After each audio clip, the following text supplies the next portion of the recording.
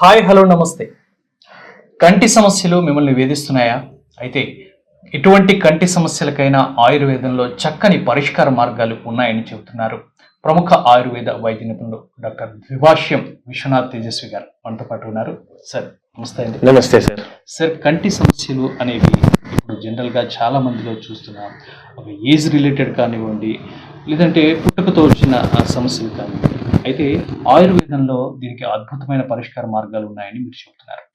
So ఎటువంటి పరిష్కార మార్గాలు ఉన్నాయని అంటారు ఆయుర్వేదంలో? త్రిఫల చూర్ణం అండి, కరక్కాయ, తానికాయ, ఉసిరికాయ. ఇదేంటంటే చిన్న పిసరు. ఇది మీకు ఎక్కడైనా స్టోర్లో దొరుకుతుందండి, ఏ ఆయుర్వేదిక్ స్టోర్లో అయినా సరే. ఇది ఈ మాత్రం వేసుకుని మనకి హనీ ఉంటుంది సార్.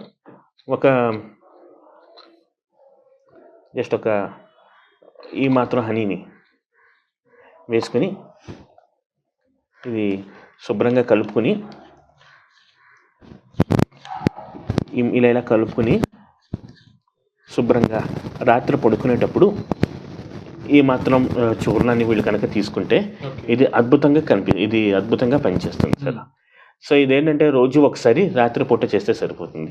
ఇన్ కేస్ షుగర్ వాళ్ళు ఏం చేస్తారంటే ఇదే పౌడర్ని, అంటే కొంచెం గోరువెచ్చని నీళ్ళు ఉన్నాయి కదా సార్, ఈ గోరువెచ్చని నీళ్ళలో ఇదే పౌడర్ని తీసుకొని జస్ట్ ఈ మాత్రం ఒక అర చెంచాడు కలుపుకొని రాత్రి పూట తాగితే కనుక వాళ్ళకి ఉదయం లేవగానే హ్యాపీగా మోషన్ అయిపోతుంది, కంటి మీద అద్భుతంగా పనిచేస్తుంది, అండ్ ఇంకా అద్భుతమైన ఎఫెక్ట్స్ అన్ని కూడా, అంటే పాజిటివ్ ఎఫెక్ట్స్ అన్ని కూడా ఇస్తుంది సార్.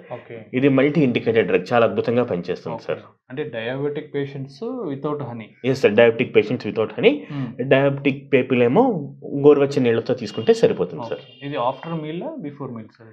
ఇది జనరల్గా అయితే కనుక ఎట్ బెడ్ టైం తీసుకోమంటాను సార్. అన్ని తిని జస్ట్ పడుకునే ముందు తీసుకుంటే అయిపోతుంది. అండ్ ఈ రోజుల్లో వచ్చే కంటి సమస్యలు ఏంటంటే చాలా మందికి రేడియేషన్ వల్ల ఎక్కువ వస్తున్నాయి సార్. అంటే కొంతమంది కంప్యూటర్స్ ముందుకు కూర్చుని, చిన్నపిల్లల లాంటి వాళ్ళేమో ల్యాప్టాప్స్ అండ్ ఫోన్స్ దగ్గర ఎక్కువ కూర్చుని, తర్వాత చాలా మందికి ఏంటంటే పోషకాహారం లేక, సో డిఫరెంట్గా వాళ్ళకి కంటి సమస్యలు వస్తున్నాయి సార్. మనం చేయాల్సింది ఏంటంటే వాళ్ళకి అసలు వాళ్ళ బ్యాక్గ్రౌండ్, అంటే వాళ్ళ జీవన విధానం ఎలా ఉంది, జీవనశైలి ఎలా ఉంది అనేది ఫస్ట్ తెలుసుకోవాలి సార్. సో తెలుసుకుంటే కనుక మనం ఏంటంటే ఈజీగా సొల్యూషన్ అనేది చెప్పగలం.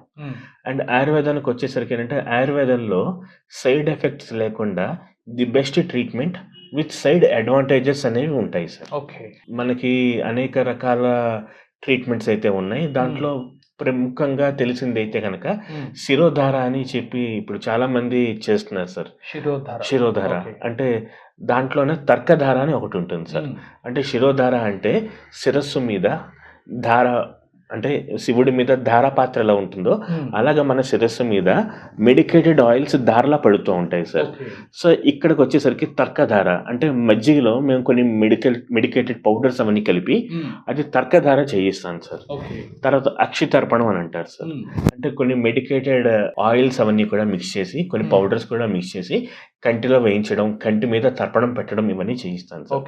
సో ఇవన్నీ ఆయుర్వేదిక్ ట్రీట్మెంట్స్. ఓకే, సో ఇప్పుడు వీటి నుంచి అంటే మనం ఎలా డయాగ్నోసిస్ చేస్తారు మీరు అసలు ఆయుర్వేదంలో? అక్కడ కంటి సమస్యలు ఏ రకంగా ఉన్నాయి, ఏ వర్గాలుగా ఉంటాయి కదా, వాటిని ఎలా డయాగ్నోసిస్ చేస్తారు అసలు? అంటే మా దగ్గరికి వచ్చేసరికి పేషెంట్స్ ఏంటంటే వాళ్ళు ఎక్స్ప్రెస్ చేస్తారు సార్, మాకు ఇలా ఉంది అని చెప్పి ఎక్స్ప్రెస్ చేసరికి మేము ఏంటంటే వాళ్ళకి ఫిజికల్ ఎగ్జామినేషన్, అంటే కొన్నిసార్లు కన్ను ఎగ్జామినేషన్ చేస్తాం. బట్ మోస్ట్లీ 90% మా డయాగ్నోసిస్ అంతా కూడా త్రూ పల్స్, నాడియా ఉంటుంది సార్.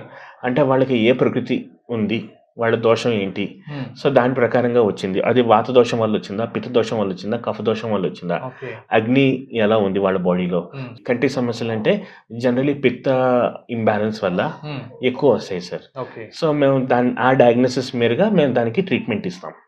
అంటే వాళ్ళు చెప్పే symptoms at the same time మీరు నాడీ పరీక్ష చేసి ఆ సమస్య ఏంటనేది కనుక్కుంటారు. రెండు కోరిలేట్ చేసి మేము చూస్తాం సార్. ఇప్పుడు స్టార్టింగ్ స్టేజ్ అని, ఎండింగ్ స్టేజ్ అని, అంటే మేబీ సివియర్ స్టేజ్ అని అలా అనుకుంటాం సమస్యలు అనేవి. సో స్టార్టింగ్ అంటే ఇప్పుడిప్పుడే కంటి సమస్యలు స్టార్ట్ అవుతున్నాయి అన్న వాళ్ళకి ఎటువంటివి మీరు సూచనలు చేస్తారు? సో జనరల్గా మేము ఏంటంటే అంటే ఇప్పుడు చాలా చిన్నపిల్లల్ని తీసుకొస్తారు సార్. వచ్చి వాళ్ళు మాకు కళ్ళు మసగ్గా ఉంది, తర్వాత అలికినట్టుగా ఉంది, మేఘం ఉన్నట్టుగా ఉంది అంటారు సార్. అలాంటి వాళ్ళకి ఏంటంటే ఇనీషియల్గా మేము త్రిఫల చూర్ణం రికమెండ్ చేస్తాను సార్. త్రిఫల చూర్ణం ఇట్స్ యూనివర్సల్ మెడిసిన్ అంటాను అవును. సార్.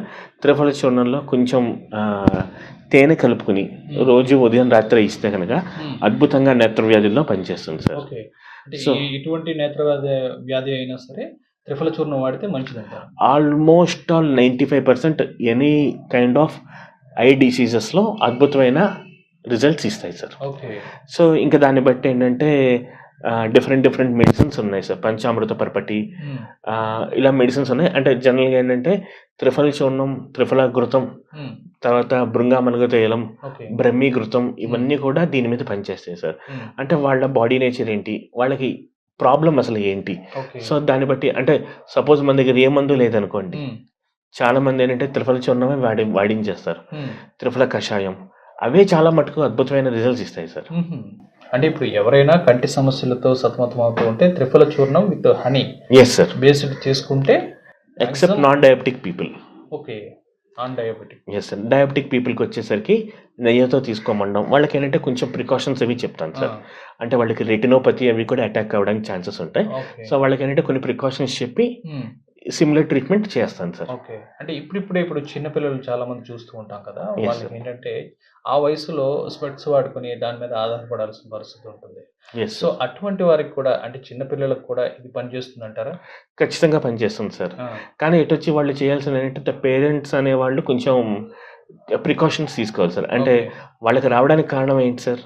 మోస్ట్లీ ఏంటంటే జెనెటికల్గా అయినా వస్తుంది, లేకపోతే సెల్ ఫోన్. ఈరోజు ప్రతి పిల్లలు కూడా సెల్ ఫోన్ అవును. పట్టుకునే ఉంటున్నారు. Screen effect, blue light effect ఇవన్నీ కూడా ఉంటాయి అవును. సార్. సో మనం ఏం చేయాలంటే వీళ్ళకి ఇంకా వన్స్ ఇది స్టార్ట్ అయినప్పుడు వాళ్ళకి డైవర్ట్ చేసుకుంటూ ఉండాలి సార్. ఓకే. డైవర్ట్ చేసుకుంటూ ఉంటే కనుక ఈ మెడిసినల్ ఎఫెక్ట్ అనేది ఎక్కువ రోజులు బాడీలో ఉంటుంది. అండ్ మనకు వచ్చిన సమస్య కూడా క్యూర్ అవడానికి బాగా ఫాస్ట్గా ఛాన్సెస్ ఉంటాయి సార్. ఓకే. సరే, ఇప్పుడు ఈ సమస్యలతో ఎవరైతే సతమతం అవుతున్నారో అటువంటి వారికి Yes, sir. ఫుడ్ అనేది ఏం సూచిస్తారంటారు మీరు? జనరల్గా ప్లాన్ అనేది ఏమైనా ఉంటుందా? ఎస్ సార్, పిత్త అగ్రవేటెడ్ ఫుడ్ అనేది మేము తగ్గించమంటాను సార్. అంటే వాళ్ళకి మసాలాలు, కారాలు కాకుండా కొంచెం హెల్తీ ఫుడ్, అంటే వాళ్ళకి నిద్ర బాగా పట్టడానికి, తర్వాత బాడీ హీలింగ్ అనేది ఎప్పుడు ఉంటుందంటే వేడి ఎంత అయితే కొంచెం కంట్రోల్ అయిందో బాడీ అనేది అంత ఫాస్ట్గా రెస్పాండ్ అవుతూ ఉంటుంది సార్. సో వాళ్ళ దోషానికి తగ్గట్టుగా చెప్తాను సార్. అంటే యూనివర్సల్ అది మనం జనరల్గా అందరికీ ఒకే డైట్ చెప్పలేము. సో కాబట్టి వాళ్ళ బాడీ నేచర్కి తగ్గట్టుగా డైట్ చెప్తాను సార్. ఓకే. ఇప్పుడు కొంతమందికి ఏజ్ ఫ్యాక్టర్, అంటే ఇప్పుడిప్పుడే ఇంకా సమస్య స్టార్ట్ అవుతుంది అనే వాళ్ళకి ఎటువంటి సూచనలు చేస్తారు మీరు? అంటే ఇప్పుడిప్పుడే అటాక్ అవుతుంది అన్నప్పుడు జనరల్గా వాళ్ళకి ఏంటంటే ఎప్పుడైతే డిస్కంఫర్ట్ అనేది ఐడెంటిఫై చేశారో అప్పుడు ఏంటంటే వాళ్ళు కొన్ని థెరపీస్ ఉంటాయి సార్. అంటే పూర్వం రోజుల్లో ఏంటంటే రోజు తలకి నూనె రాసుకునేవారు సార్. సో భృంగామనుగ తైలం అని ఉంటుంది, గుంటగల రాకుతో చేసుకుంటారు. ఓకే. గుంటగల రాకు కంటి మీద అద్భుతమైన ఎఫెక్ట్ చూపిస్తుంది సార్. చందనాది తైలం అని ఉంటుంది. సో అది కూడా స్ట్రెస్ మీద, ఈ నరాల బలహీనత మీద బాగా చూపిస్తుంది సార్. అండ్ ఇంకోటి ఏంటంటే చాలా, అంటే ఇవన్నీ ఇంట్లో చేసుకునేవి నేను చెప్తున్నాను సార్. ఓకే. చాలా మందికి ఏంటంటే కంటిగా పూర్వం రోజుల్లో పిల్లలకి కొంచెం యుక్త వయసులో వాళ్ళకు కూడా, యంగ్స్టర్స్ కూడా అరికాళ్ళు, అరిచేతులు, కాళ్ళు అవన్నీ కూడా ఆవు నెయ్యితో మద్దన చేసేవారు సార్.